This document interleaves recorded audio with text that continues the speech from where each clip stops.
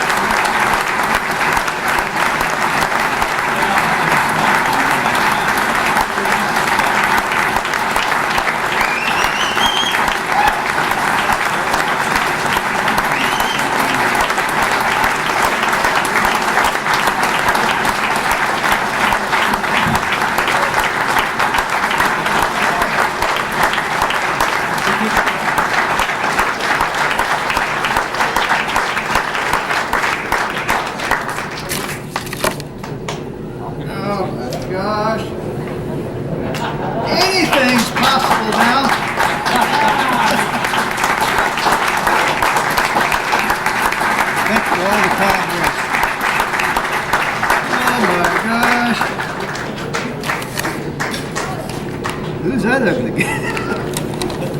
Well, I like to thank our friends. First I like to say handball above all. That's the most important thing. Handball above all.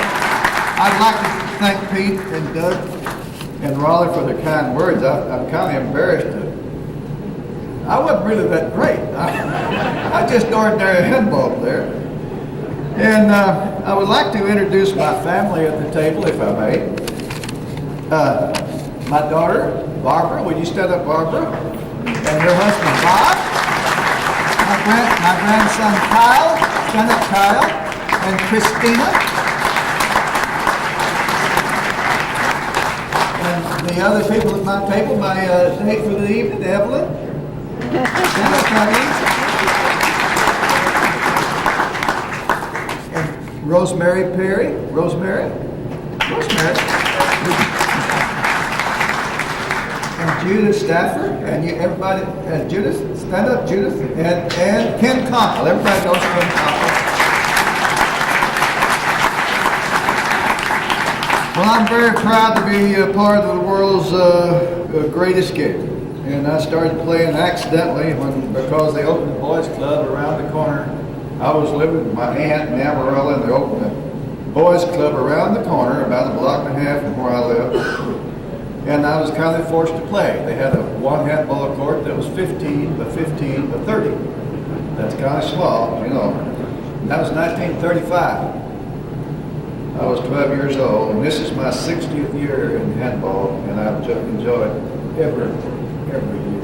This is my 43rd national championship that I've been to.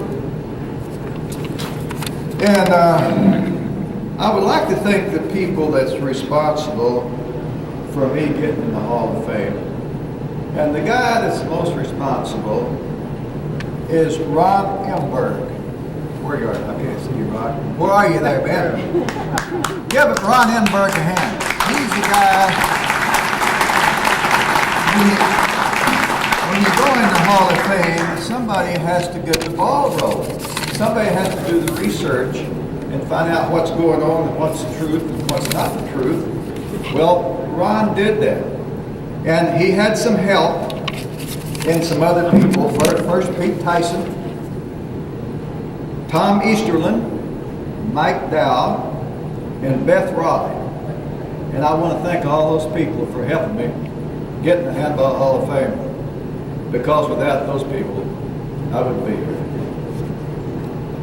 And I'd like to thank the Handball Hall of Fame committee for getting me through. When you're on the committee, they don't hardly want to put you in. I mean, they don't want to get you through. So, but anyway, they got me through, and I want to thank the board of directors for passing me. And I'd like to have a little reminder here. In the history of handball, there's never been a handball tournament to go 50 years without missing a year. This year, Georgia League tournament is February, I think it's the 15, 16, 17, I'm not sure, but it's the second weekend in February.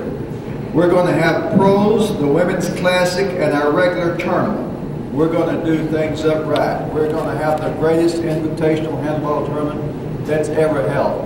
And I want to invite all you handball players, especially those that hasn't been to our tournament. We have had this tournament, this will be the 50th year. In the Handball Hall of Fame, singles and doubles both, there's been 44 men inducted. 22 of them played in our tournament. I want to thank everybody, and I really enjoyed the evening. Thank you.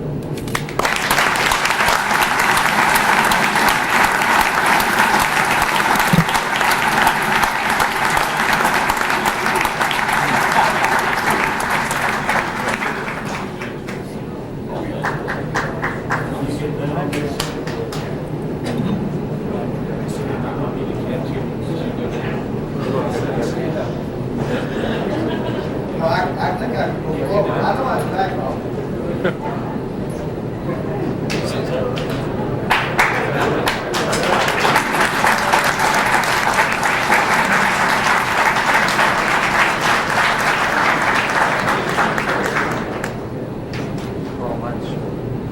Just a little anecdote about Elvis. Can you imagine Elvis and Ken Kunkel alone on the continent, somewhere in Switzerland, Italy? The two of them just spent a marvelous vacation over there and drove the tour guide absolutely nuts. They were never on time. I would like to introduce our host, Ed Kiki, and our former president, Carl Porter, who will make the induction for Ron Ember. Fellows, if you come up, please.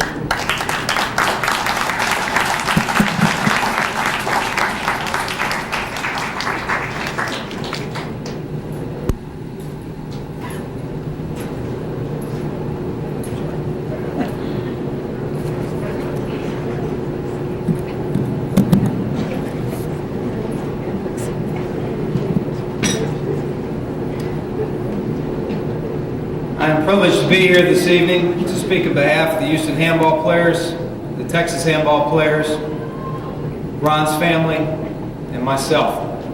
I'm here to tell you that when the man upstairs created the Ronald, the mold was broken. Ronald Edward Emberg stands here this evening to be enshrined into handball's most prestigious shrine, the Hall of Fame.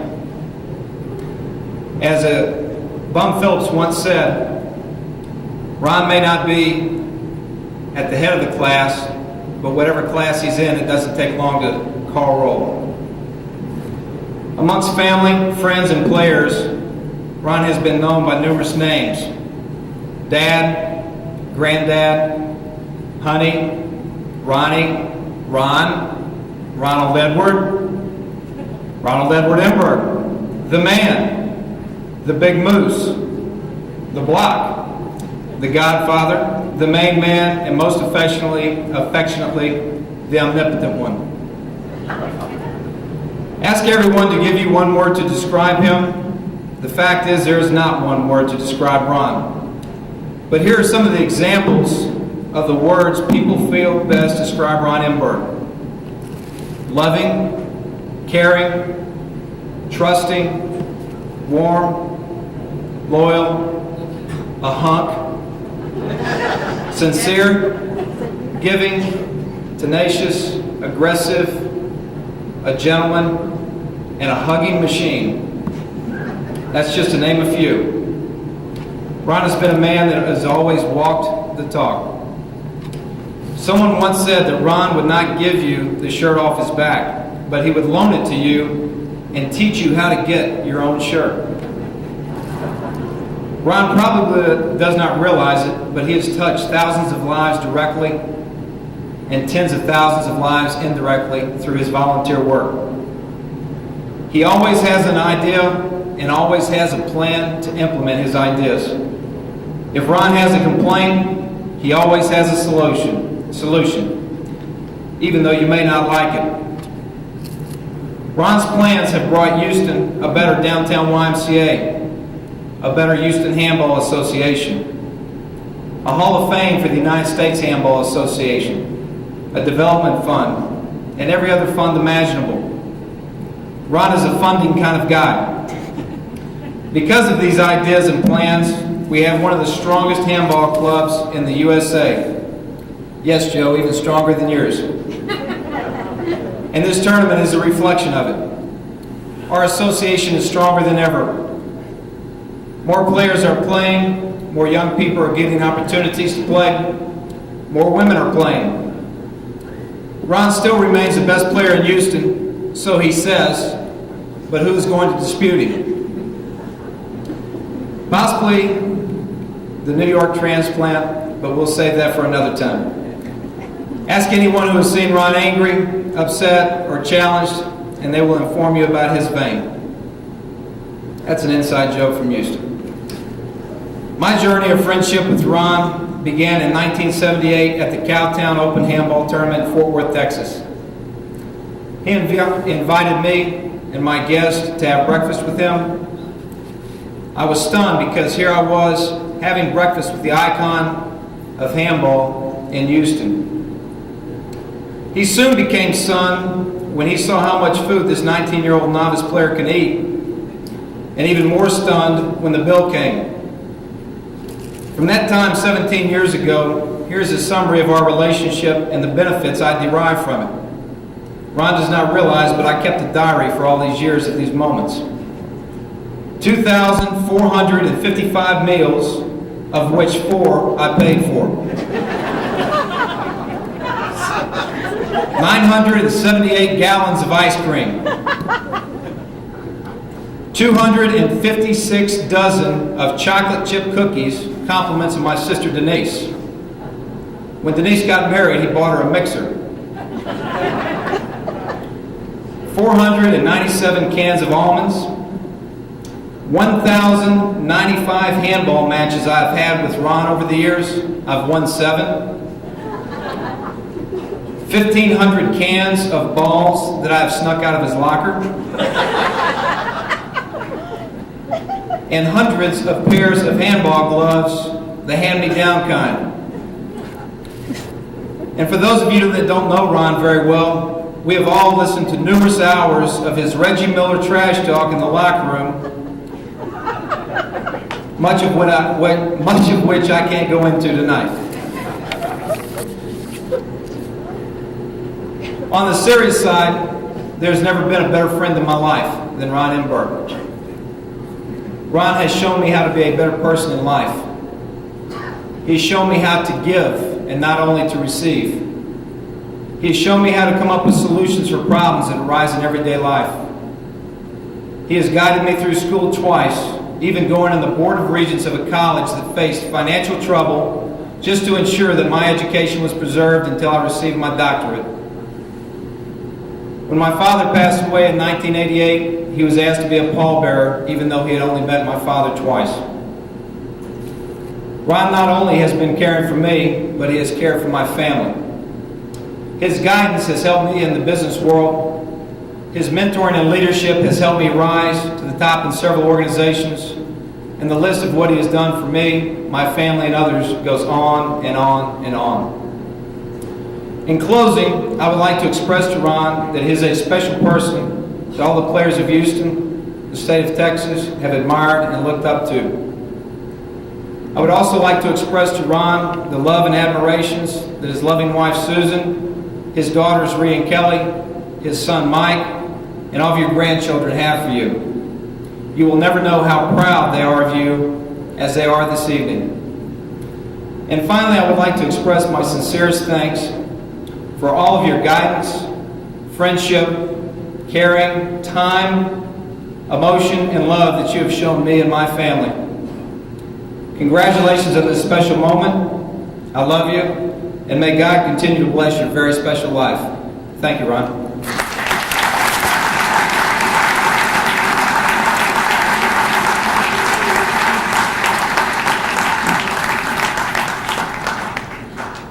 I know it's been a long evening, but we're on the last leg on the way home, and I hope you'll all be just patient with us for another 15 minutes or so, because there's some of us who would like all of you and Ron's wonderful family to know how much we love and respect him, and how much all of us in this room owe to him.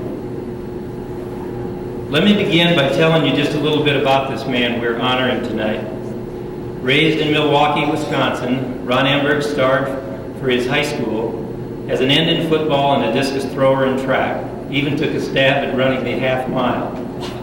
Northwestern University had offered him a football scholarship, but in his senior year, knee problems kept him out of practice the whole season. He had to rest his knees all week in order to be able to play in games. He thought his football days were finished. So after graduation, Ron enlisted in the Air Force. His knee problems cleared up, and he found himself assigned to a 3-year Special Services tour of duty playing football. That was during the late 1940s, the heyday of the great one-platoon service football teams.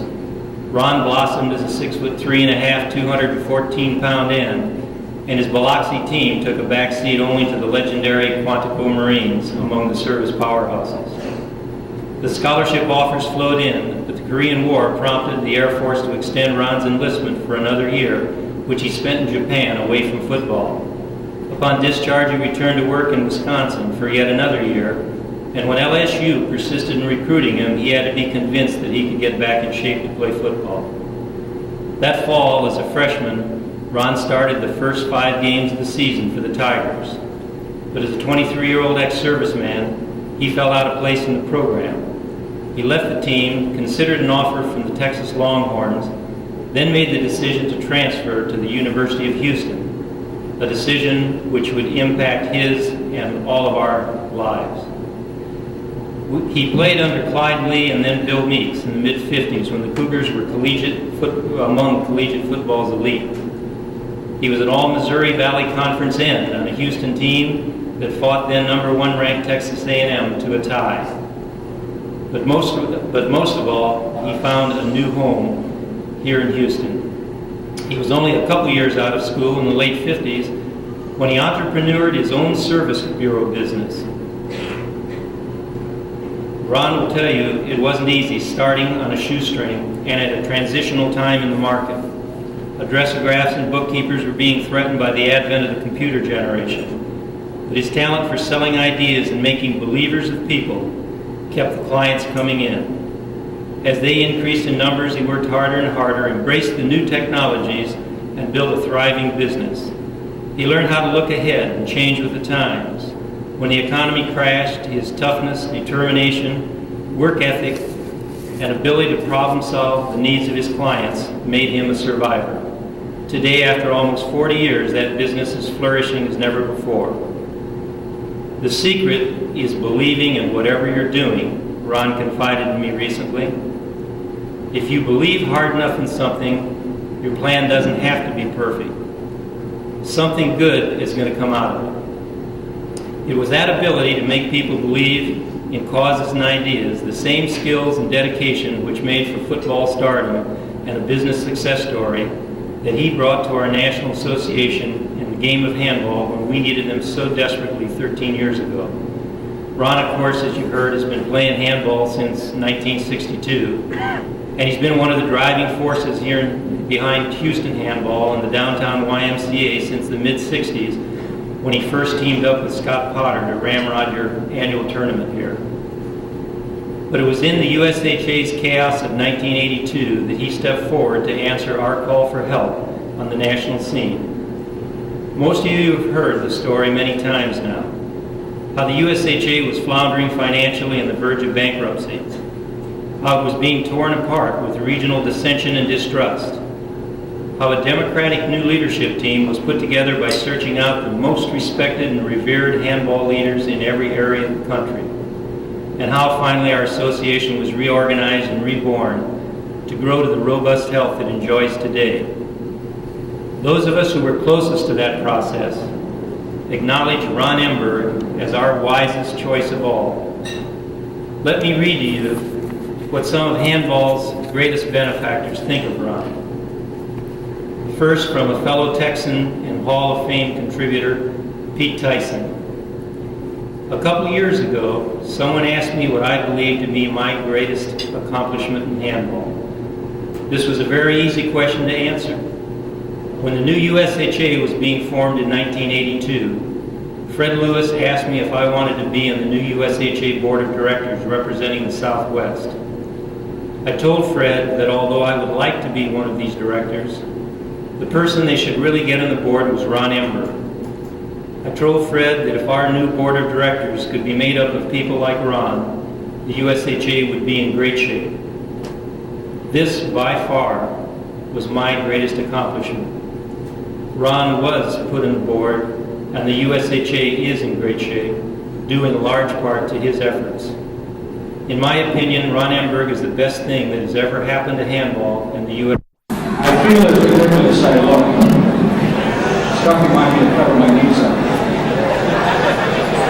First order of business is I would like to acknowledge the Hall of Famers that are here tonight with us. And if they'd stand up, and just stand up for a minute, and you can acknowledge them when the ball has been announced. Johnny Sloan, Steve Schubach, Kenny Kunkel, Stuffy Singer, Carl Porter, and Pete Tyson. I think I've got them all.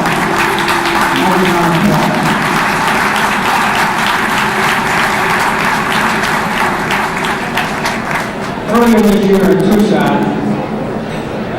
we acknowledged the induction of Carl Porter. The unfortunate part about that induction is the fact that we had a very, very poor sound system. And as a result, Carl really didn't get the opportunity to say what he would really like to say, although he did his best given the circumstances. But I would just like to take a minute to simply acknowledge what is really truly a very special occasion for anybody that's been inducted in the Hall of Fame. And I would like to acknowledge Carl at this point in time. We will not review all his accomplishments. They've been well documented in the magazine, and we made an honest attempt in Tucson. But I would like Carl to stand up and be acknowledged because he was inducted in the year 1999.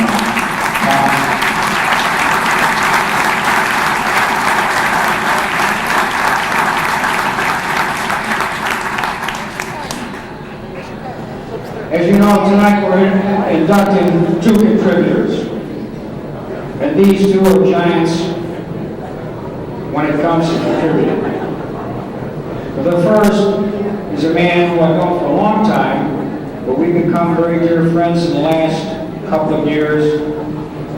And we found not too long ago we had a common bond, having both served in the Marine Corps. And of course, both of them were sons of the state, Elvis Grant and Ron Ember. I don't know Ron as well as I know Elvis, but I know that, as I understand it, Ron is probably the most popular man in the state when his daughter's in town. I'm going to ask Pete Tyson, Raleigh Blakely, and Doug Perry, please come up to make the induction for Elvis Grant.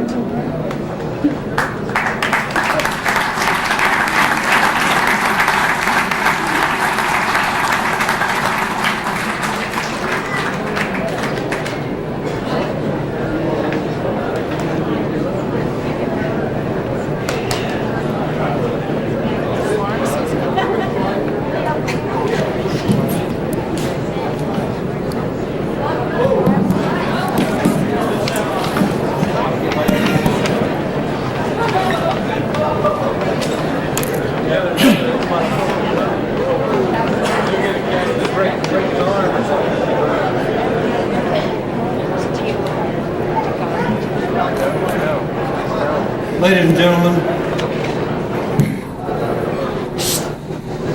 I've had the privilege over the years to be the master of ceremonies for several national opens and a lot of tournaments around the country. And in those days, I could get up and go on without speaking from notes, do whatever I wanted to do, pick anything up and comment on it. But about 4 years I had a stroke, but I had no physical impairment. But I had a fuse go out, so now I always have to revert to my notes. So everything that I tell you tonight will be the things that I feel and what I express, but I have to write it down and get it down. So naturally, to come back to doing something like this makes me very nervous. And it's hard for me to do these things. So earlier today, I was in the lobby, and I thought, well, I'll stop and get a bracer in the lobby there at the bar.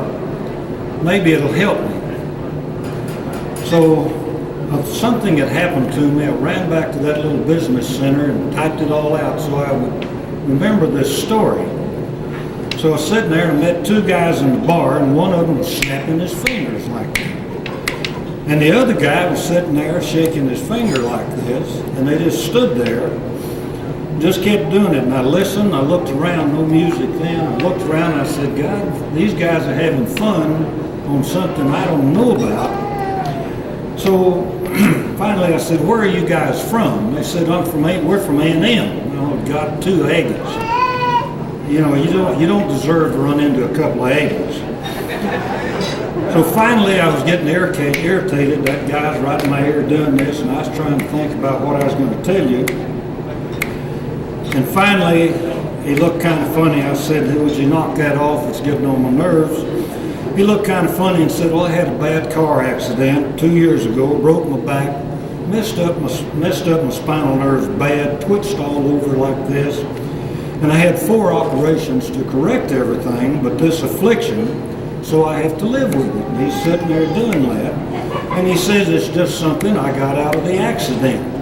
So I thought, God, that's terrible to embarrass someone like that. So I shut up. In a minute, I'm sitting there, and this other guy snapping his finger like that. So I looked at him and I said, fella, can't you? I said, no, wait a minute. I don't want to embarrass the guy. So I stopped, and I thought it'd be a little nicer. And I said, I couldn't help but notice your affliction. I said, did you get out of your accident? He said, no, I got it on my finger. I got it out of my nose. I can't get it out of my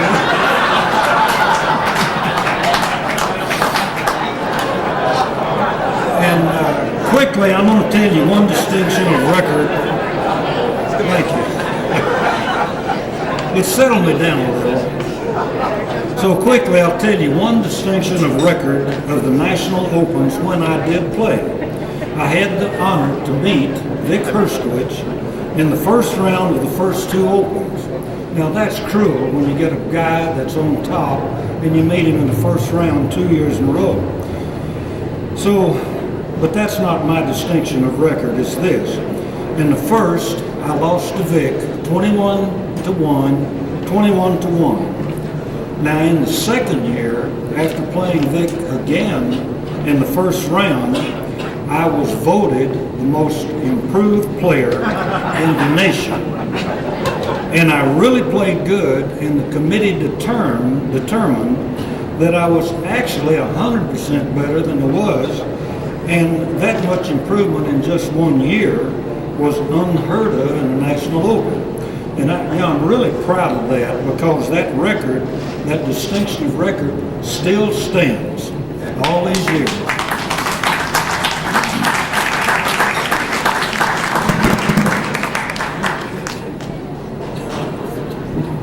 Well, there's always a smart ass. Pete turned and he said, what was the score?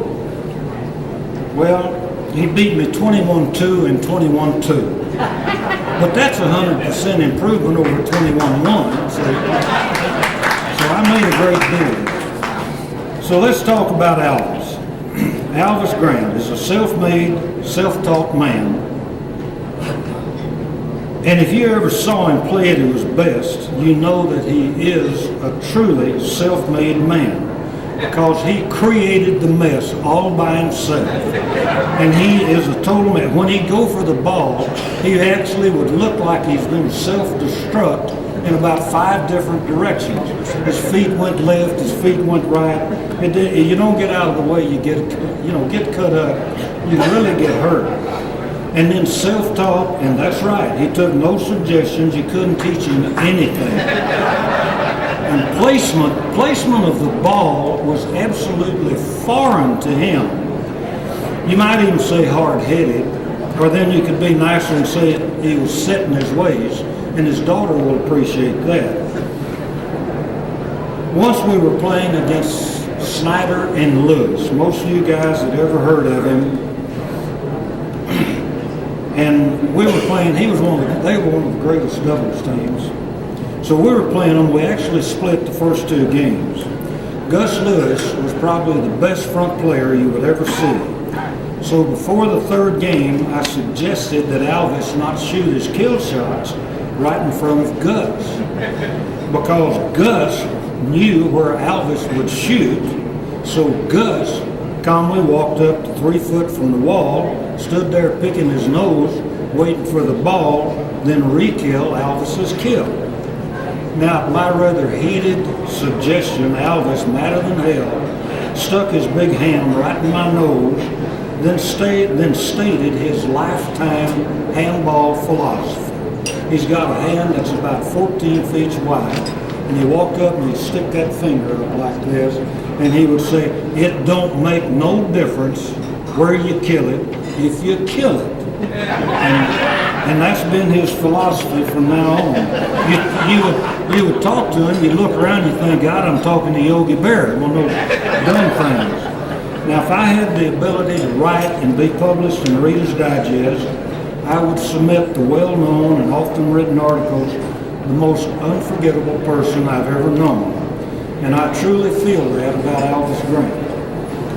I think Pete Tyson will talk a little about Alvis as a handball contributor, but maybe talk a little about starting his handball career with Alvis, because I do know that he learned very much from Alvis. If nothing else, he learned what it meant to play hard on every point and never give up, and that was the only game plan that Alvis Grant ever had, and it worked. And a little more about Alvis, a truly self-made and self-taught man, or you could say self-learned. I use that phrase knowingly because Alvis wanted to paint beyond signboards. As an example, when we would play together in Chicago, St. Louis, Los Angeles, San Francisco, and other cities, Alvis would actually disappear between and after the matches. He would visit the museums of art, observe and study the masters in an attempt to learn brush strokes, texture, shadows, hands and feet, whatever he needed to know. And Alvis says that hands are the most difficult to appear in proper proportion. But then, of course, you can be the judge how good he did, because the portraits of the members of the handball fame in Tucson, Arizona were dedicated and painted by Alvis Grant. Starting out, thank you, he deserves it.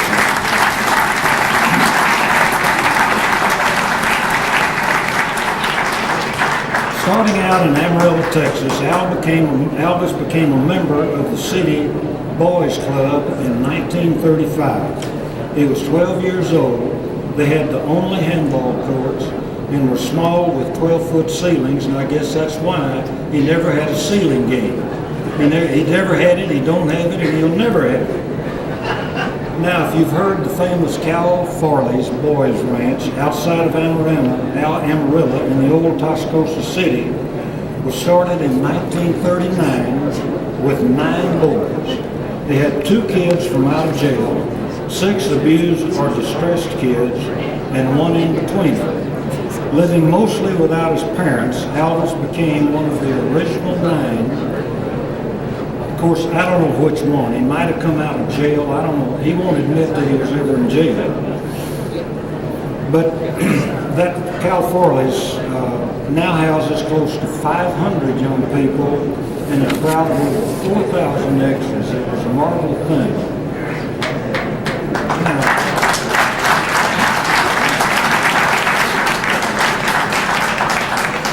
Now, World War II called his number.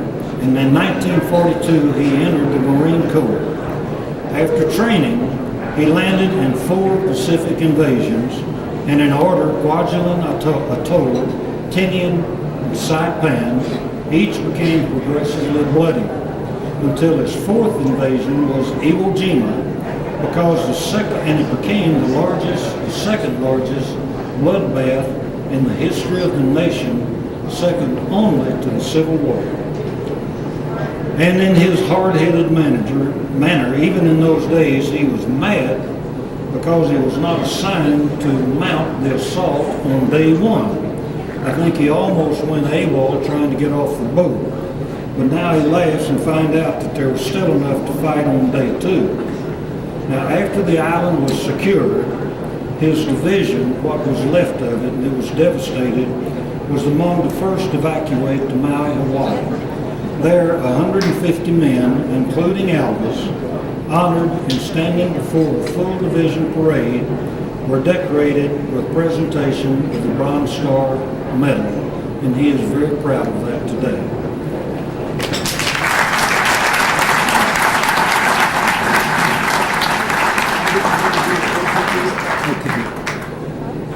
Now back to life and now painting and playing handball in Amarillo, Alvis saw a flyer announcing the beginning of the George Lee Invitational to be held at the now defunct Dallas Athletic Club. So he mailed in the application. And being accepted, he and a friend drove to Dallas in a pickup, arriving the day before DAC rooms were free. He slept that night in the pickup across the street in front of a hospital. Now, Alvis credits that event with a drastic change in his life.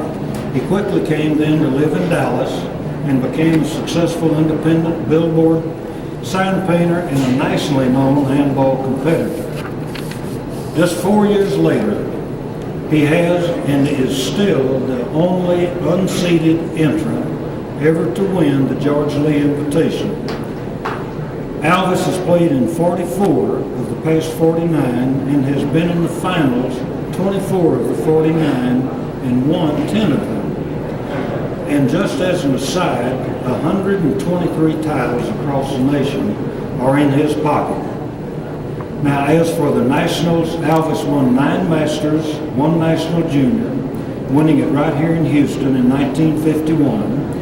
And in the junior at that time, there was no age limit, so he won at the age of 27. But then, if you won, you cannot enter again, and you're promoted forever. But even with 2 recent knee replacements, he will participate in the 50th George Lee Invitational in February 1966, which is the only tournament in the nation that will be held uninterrupted for 50 years. And Alvis wanted you to know that included will be the men's pro and the women's classic, and the purse will be $30,000. Now,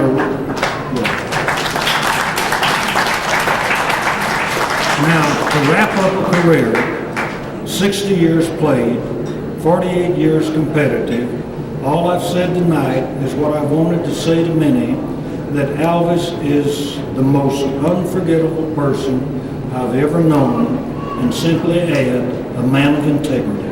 Thank you.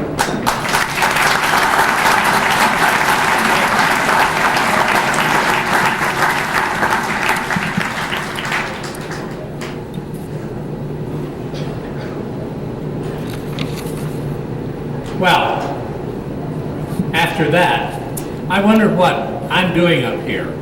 What I'm doing up here is acknowledging just about the same thing that was previously said, but I'm on a different side of the track because I don't even know what kind of a club or what kind of a oxygen mask you put on when you play this game. I'm not a handballer. I'm in the billboard business. Maybe you know that sometimes when Alvis Grant is not painting portraits of people, dancing, going to conventions, playing handball, taking vacations, he paints advertising signs. And that's how we got together. We met some 27 years ago in Dallas. I was looking for a painter. I didn't really know what I was looking for because I'd just gotten into this dumb business. But I was told I should see Alvis Grant because he had a certain reputation, and he did. So I went out and found him on a sign, and I went halfway up the ladder. He never moved, and that's how we became friends, because he told me at that time that he didn't need any more work. He had all the work he could take care of. Didn't need a young whippersnapper like me coming out there and trying to get him to paint signs or anything like that. But surprisingly, he finally conceded and said, well, you know, call me sometime if you're really in trouble. And I've been in trouble ever since, because he's been my business partner ever since that day. I've had a hard time reining him in, had a hard time getting him at first because he was being wooed by a whole bunch of other people, but I won out. And nowadays, sometimes he even comes halfway down the ladder himself to see me. We've had an incredible, harmonious business relationship and association. And about Alvis, those of us, the few of us in our company, have learned some very interesting things. Now, you know what a sign painter does. He goes out there and he holds this piece of art like that, and here is this humongous sign that's as large as an 18-wheeler. And somehow or other, you can scarcely see him at work. Somehow he transforms this small piece of art into this thing that's 50 feet wide and 15 feet tall, and how the heck they do it, I don't know, and I don't even know if he knows. But I found out an interesting thing about Alvis, several as a matter of fact. One is that a misspelled word is impossible. He's never misspelled a word on the sign, and furthermore, if I pointed it out to him on a couple of occasions, he'd say, well, don't worry about it, just one word. Now, another thing about Alvis in our business association, he has found that the customer is not necessarily always right. As a matter of fact, the customer is generally wrong, and that has caused a little bit of consternation down through the year. I've almost kind of had to hold his arms. I really couldn't hold his arms, but I've tried to hold his arms back as he was resisting something that was being criticized. We're reminded from time to time by Mr. Grant that you don't pick these giant paintings right up off of the shelf. We don't do them in a matter of 15 or 20 minutes. And we say, yes, Alvis, we know that. And he reminds us from time to time that you couldn't get a better painting done anywhere else. And we nod, but we secretly know that that's the truth. That's what we're going for. And then the last peculiarity of this gentleman, when he was doing all this work for us, these art directors and people like that will give us these small paintings. Very frequently, they'll have a nice-looking woman in them. And Alvis will end up somehow or other, by the time he finished, during the wonderful marriage and shortly thereafter that he had to his lovely wife, we have found, all the women ended up looking like his wife. One of my oldest clients is a real rough and tough guy who runs an amusement park. He's older than even Alvis and I am. He'd call me and say, hey, Doug, I want you to find that guy Avis and to paint something for me, that Avis, and tell him to get it right. You hear me? And then he gives a great big laugh, you know, like that. And then he says, that Avis, he hung the moon. And I want to tell you, if I had to summarize the whole thing about Mr. Alvis Grant, I would genuinely say that. I'd say, he hung the moon. 27 years of a business relationship with a person without a quarrel, without a disagreement, without an argument. This independent man, honest, upstanding, fair, this patriot, this World War II veteran, this veteran of Iwo Jima, this artist, this grandfather, this perfectionist, this good Samaritan who has helped more people than any of us will ever know, sharing, caring, sentimental. He's all of these things. He is the most enormous contradiction of personality that I have ever run into. Now, you veterans that have played him in the court, you'd say, well, he's a tiger on the court. And you younger handball players, you'd be entitled to say he's a legend in his own time. And to us around our company, well, he's the great one. And so to close, I would like to say to my dear and close friend, whom I admire, you more than deserve this entry into the Hall of Fame. And Avis, I want to tell you one thing. When they paint your name on the register, wherever that is that they do it, I promise you one thing. I'll make sure it's spelled right.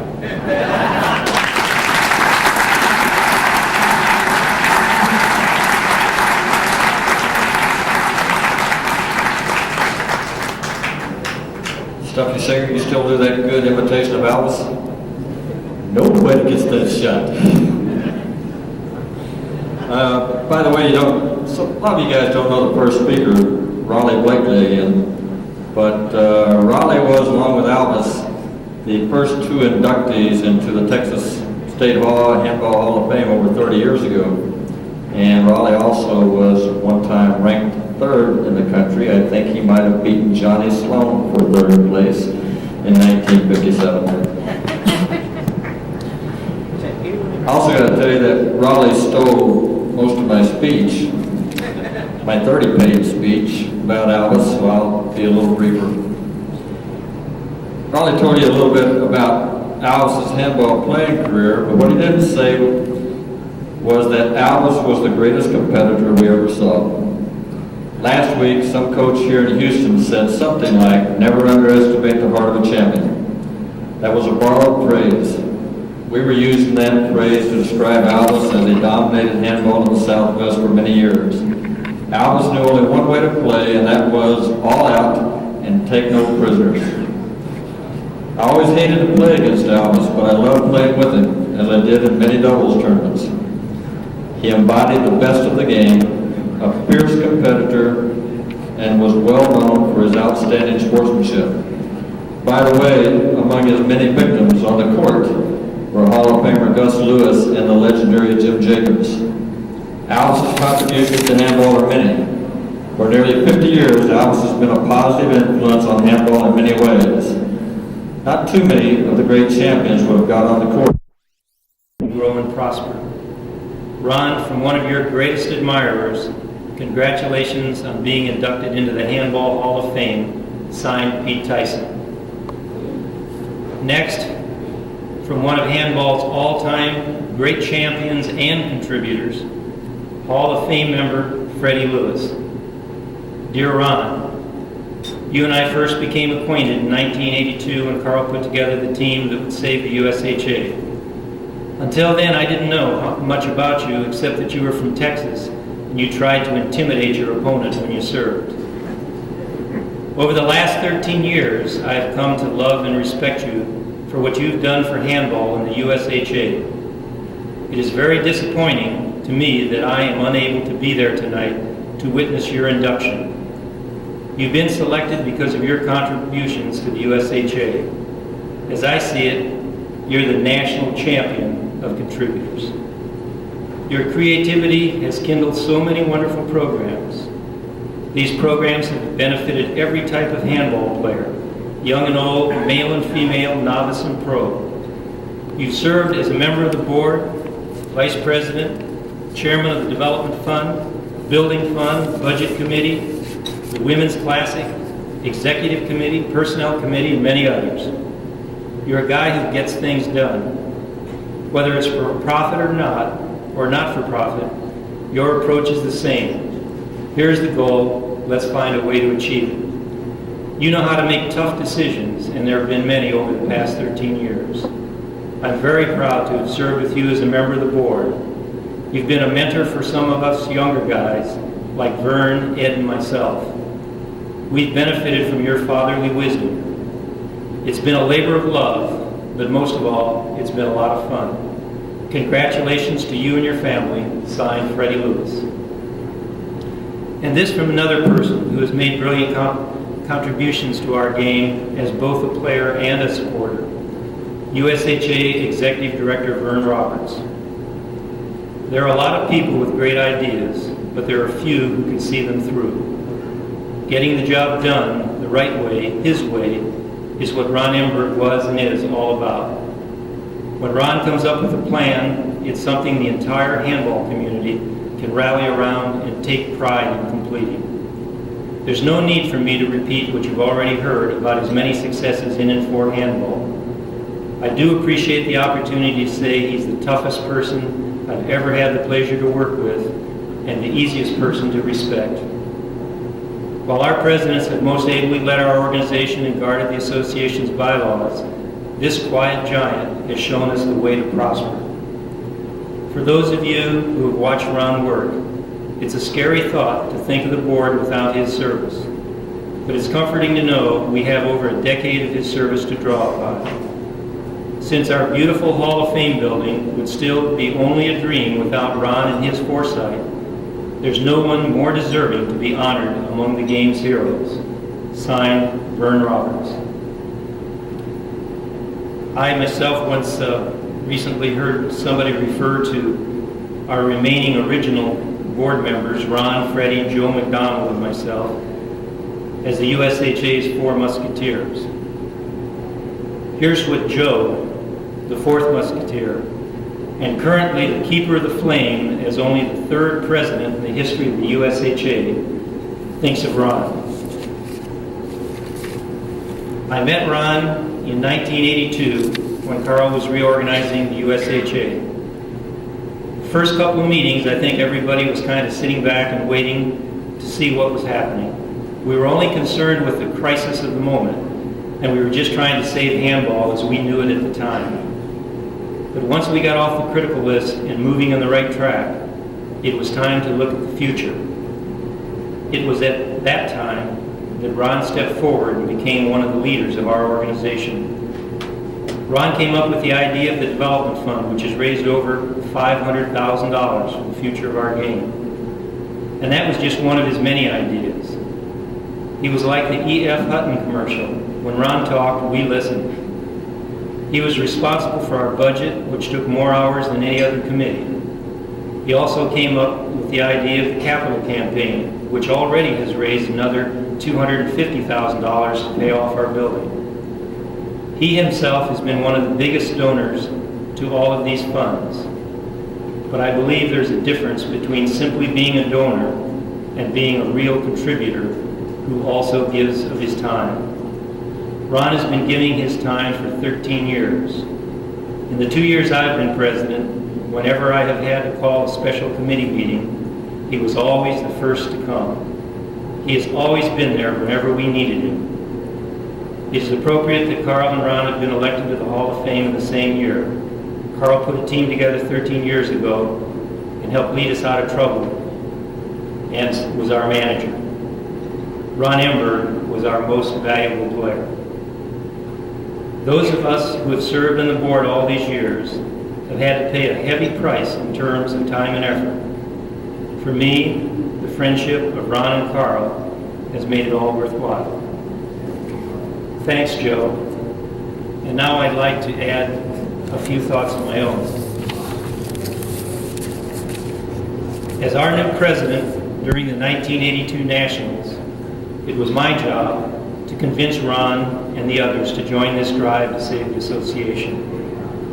Looking back, my most vivid memory of that time, standing in the middle of the Tucson Athletic Club, amid the turmoil of the tournament all around us, staring up in awe at this tall, tough-looking Texan with a square jaw and chiseled features who I had never met before.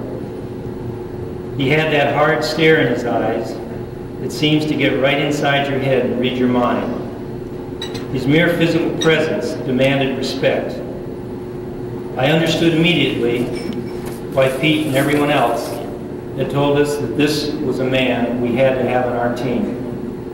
So I swallowed hard and started talking as fast as I could, hoping that what I lacked in eloquence would be made up for in sincerity. That was 13 years ago. Some things haven't changed at all. I'm still in awe of Ron Emberg. But now I not only respect him, I respect him more than any man I know. Now I've seen his smile and I know the gentle giant behind that tough, intimidating exterior. I've watched him work quietly but powerfully behind the scenes all these years to launch our development fund, promote the Women's Classic, balance our budget year after year, build our headquarters home and Hall of Fame with his capital campaign, and inspire our new merchandising programs. The USHA has raised close to $1 million for our game since 1982, and Ron has been responsible for most of it. I also admire him as a remarkable player. I love that sensational win this morning, 11-10 in the tiebreaker for his 8th USHA Masters Championship. And Ron soon will be in our Grand Masters Honor Roll. But I admire him even more for his tenacity and genius for arguing his cause and creating believers. It didn't surprise me, nor should it any of our other board members from over the years, to have him finally admit to me this week that the one thing he hated to lose more than a handball match was an argument. Believe me, he didn't lose many. Largely, though, because we all valued his advice so greatly. I know I learned to listen whenever he had something to say, whether or not it was about handball. At the Nationals just 2 years ago, he and I were having a casual conversation about our private lives when he got that hard look in his eyes again and told me, "You better marry that girl." 2 weeks later, I asked her. She said yes. And tonight, Ron, Paul, and I want to thank you again for the 5 best words of advice I've ever had in my life. But that's the kind of person Ron Emberg is. One who enriches others simply by being their friend. Of all the things of which I've been proud over the years, I'm most proud that he has become one of my very best friends. For my own Hall of Fame induction in Tucson, Ron wrote a wonderful tribute, one which I have on the wall next to my desk where I can see it every day, in which he lauded me for being the coach of our team. Well, we all know coaches are only as good as their players, no more, no less. But what a team we had to work with from the very beginning. Joe McDonald, Freddie Lewis, Bill Kennedy, Chuck Schillmeyer, Joe Ardito, Bill Flowers, Carl Fiedler, Vern Roberts, Bob Peters, and a host of other talented board members who have come after them. Team USHA truly has been an all-star team with skill and power at every position. But even all-star teams have their superstars. In baseball, it's a Babe Ruth batting cleanup. In football, it's a Joe Montana at quarterback. And in basketball, it's a go-to guy that a coach can call on in the clutch, like a Michael Jordan, or around here perhaps, an Akeem the Dream Olajuwon. Ron, tonight I want to acknowledge that for 13 years, you were the cleanup hitter in our lineup. You were the quarterback behind our greatest successes. And first for me, and then for Joe, you've always been our go-to guy. In March, I made a plea to everyone in our handball fraternity to try to give something back to this game, which has given so much to all of us. And not only to give of your checkbooks, but to give of your time, to give back something of yourself. I quoted Khalil Gibran, who wrote in the Prophet, "You give but little when you give of your possessions. It is when you give of yourself that you truly give." Ron Emberg is handball's personification of those words. Over all these years, Ron has given a small fortune to our game and our association. But more importantly, he has given us his time and his talent. And most important of all, he's given handball his heart. Ladies and gentlemen, still with a little awe, a whole lot of respect, and tremendous pride, I present to you the newest member of our Handball Hall of Fame, Ron Emberg.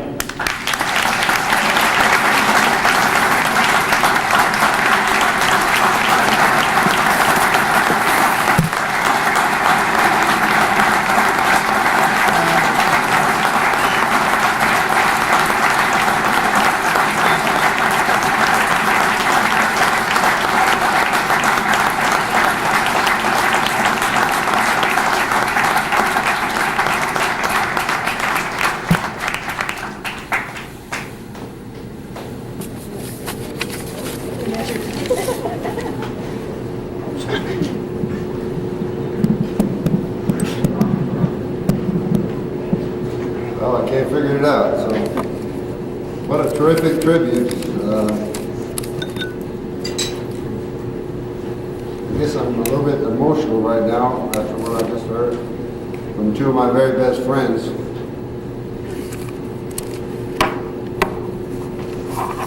I was going to introduce my family, but Ed's already taken care of that for me. My family's sitting over here, and they've come a long way. Kelly came from Los Angeles, and my daughter Rhea and Tom, my son-in-law Tom, came from Atlanta, and my son Mike's over here too, and my 5 grandchildren. So I'm really proud that they were able to come up and spend this night with me. I would like to spend my minutes tonight talking about leadership and how it relates to the USHA. The USHA has been very fortunate over the years in that it has always had great leadership. Its first president, Bob Kendler, well, he created us, he nurtured us, he established our national tournaments, he brought forth our magazine, and he supported us financially for about 30 years. He was a great man, and he did a lot of things for the USHA. The only thing he didn't do for us was create a democracy and financial independence. So when Bob Kinder had tough times, the USHA had tough times along with him. In 1982, when the association was at its lowest ebb, Carl Porter came on the scene and began his 12-year run. He immediately created a new board. He sold us on that Save Handball campaign or program and got us through our initial crises.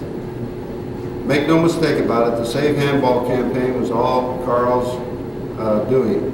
It was his idea, he promoted it, he carried it out, and he was a one-man show, and we all owe him for what he did for us in saving the USHA.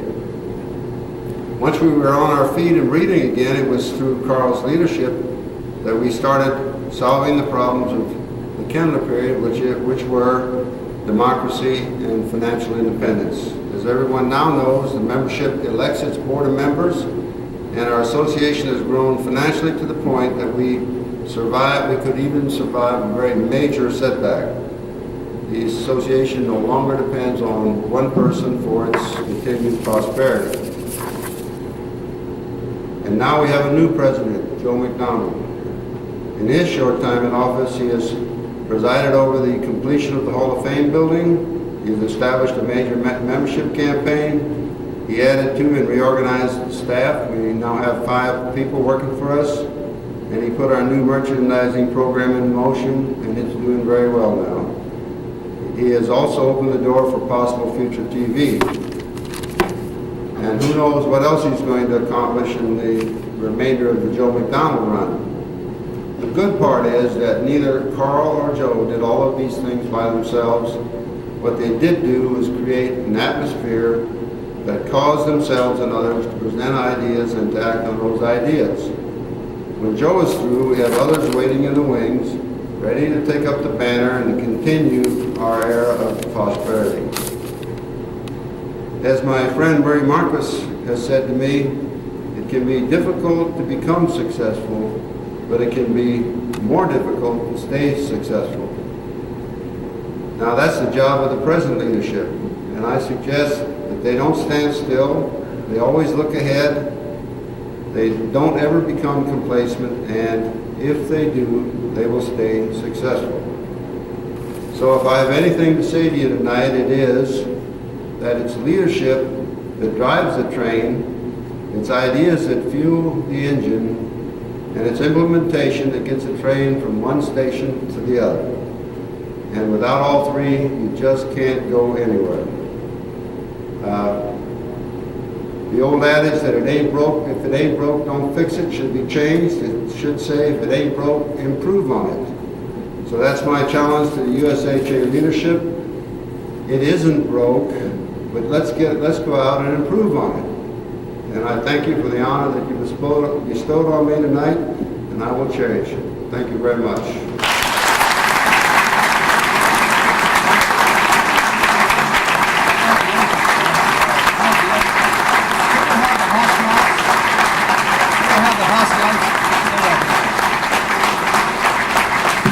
Put the lights back on.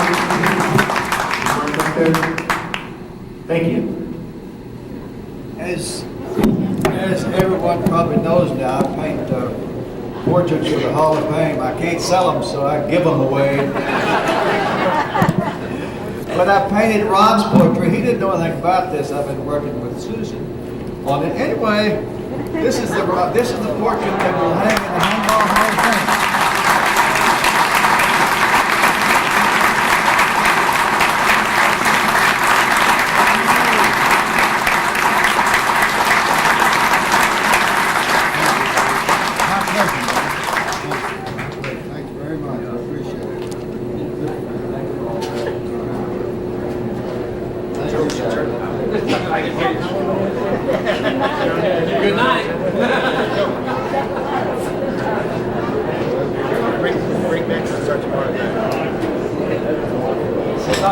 Okay, before everyone leaves, we have one last statement from Joe McDonald, our president of the USHA tonight. Thank you all for coming to Houston. I'm going to turn it over to him.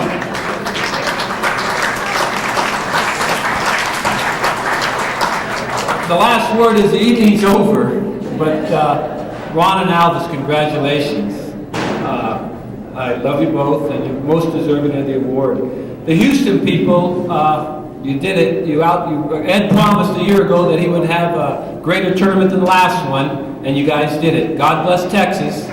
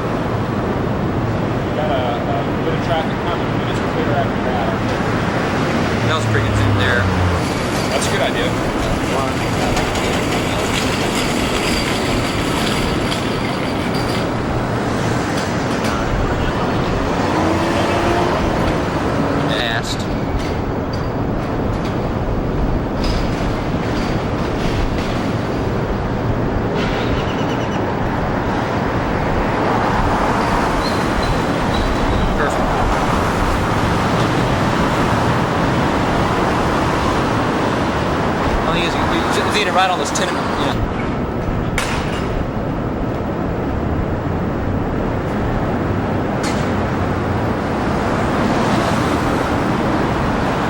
That would work. I'll try another one. I'll just keep the camera rolling.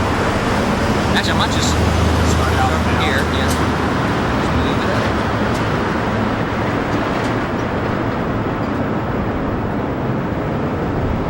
Now try a fast one. Okay, now go fasten this way. Okay, it's something on the wall. Tape. Now the truck looks pretty good.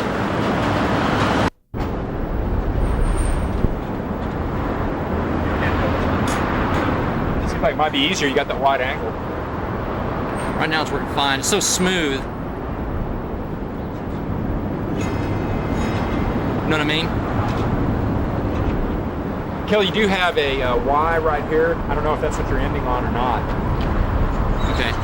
It's a kind of modernistic Y on the east section of the building to the right.